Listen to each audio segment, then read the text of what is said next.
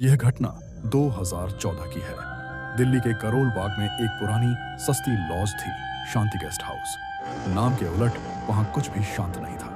रवि, जो एक private company में काम करता था, ऑफिस के काम से 10 दिन के लिए दिल्ली आया। बजट कम था, इसीलिए उसने उसी गेस्ट हाउस में कमरा लिया। कमरा नंबर 307। रिसेप्शन पर बैठे बूढ़े आदमी ने चाबी देते समय अजीब तरह से कहा, रात में अगर कोई दरवाजा खटखटाए तो खोलना मत। रवि हंसा।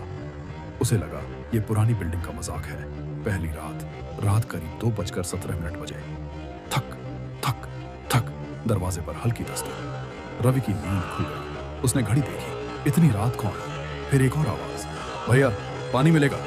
आवाज किसी औरत की थी, बहुत धीमी, बहुत थकी हुई। रवि दरवाजे तक गया, लेकिन अचानक उसे रिसेप्शन वाले की बात याद आ गई। उसने दरवाजे का पीप होल देखा। बाहर कोई नहीं था, लेकिन आवाज फिर आई, भैया प्लीज, बहुत प्यास लगी है। रवि का गला सूख गया।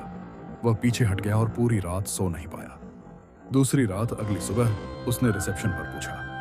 बूढ़ा आदमी चुप हो गया। इस कमरे में पहले भी लोग ठहरे हैं?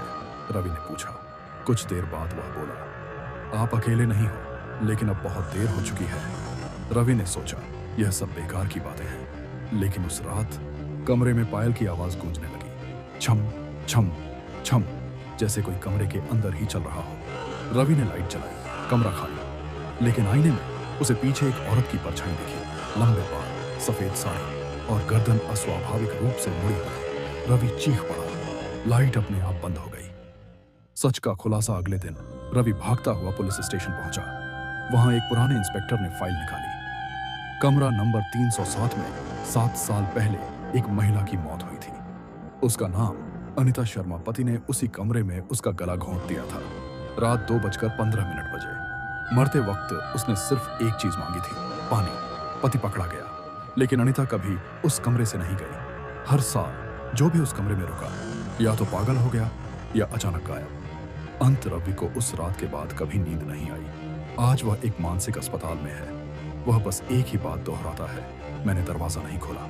फिर वो अंदर कैसे आई? आज भी शांति गेस्ट हाउस में कमरा नंबर 307 बंद है, लेकिन रात 2:17 बजे वहां से अब भी आवाज आती है, भैया पानी मिलेगा। रवि को पुलिस स्टेशन से लौटने के बाद कभी चैन नहीं मिला। उसने दिल्ली छोड़ दी, नौकरी बदल ली, शहर बदल लिया, लेकिन रात 2:17 उसका पीछा करती रही। हर रोज उसी वक्त उसकी आंख खुल जाती।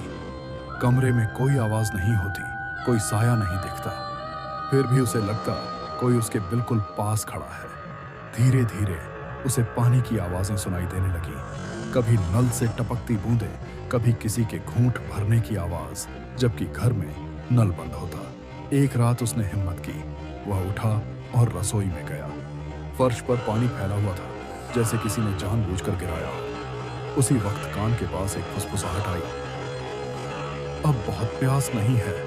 रवि का शरीर सुन्न पड़ गया। यह वही आवाज थी। अगली सुबह उसने सच्चाई ढूंढनी शुरू की। पुरानी फाइलें, अखबार, कोर्ट रिकॉर्ड। उसे पता चला कि अनिता शर्मा का पति जेल में मर चुका था। मरने से पहले वह सिर्फ एक बात चिल्ला रहा था, वो पानी मांग रही है, मैं रोज सुनता हूं। उसके बाद रवि को समझ आया, वो सिर्फ कमरे 307 तक सीमित नहीं थी। जिसने भी उसकी आवाज सुनी, जिसने भी उसका डर महसूस किया, वो उसके साथ चली आती है।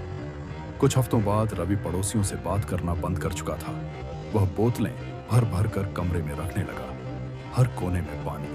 और एक रात जब फिर 2:17 बजे उसकी आंख खुली, कमरा पूरी तरह भीगा हुआ था। उसके सामने कोई चेहरा नहीं था, कोई परछाई नहीं, बस फर्श पर पानी से लिखे हुए 2 शब्द थे, अब देर हो गई है।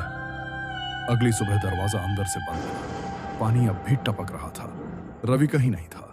कुछ लोग कहते हैं, जो आज भी करोल बाग में शांति गेस्ट हाउस के पास से गुजरते हैं, उन्हें कभी कभी एक आवाज सुनाई देती है, भैया पानी मिलेगा।